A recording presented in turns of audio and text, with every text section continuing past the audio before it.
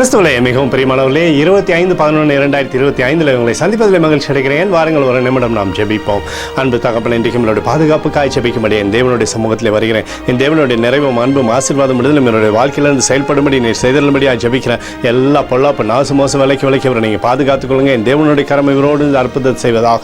உடைய நிறைவானது இவருடைய வாழ்க்கையில் இருக்கட்டும். அப்பா, சகலமும் நன்மைக்கு எதுவாக இவருடைய வாழ்க்கையில் நீர் செய்து தரும்படியாக ஜெபிக்கிறேன்.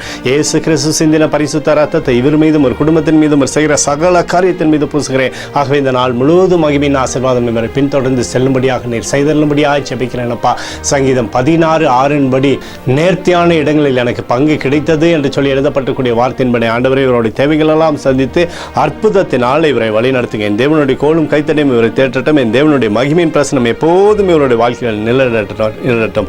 பாதுகாத்து வழி நடத்துங்க. இயேசுவின் நாமத்திலே அப்போ ஜெபிக்கிறேன் நல்ல பிதாவே, ஆமென்.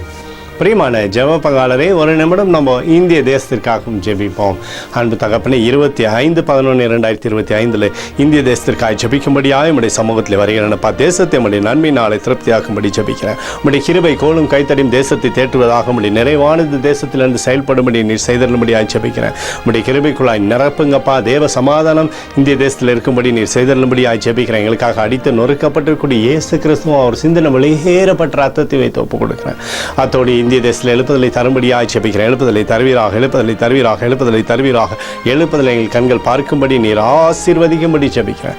நேற்றும் இன்றும் என்று மாறாதவராகிய இயேசுவின் நாமத்திலே அப்போது ஜெபிக்கிறேன் நல்ல பிதாவே, ஆமென்.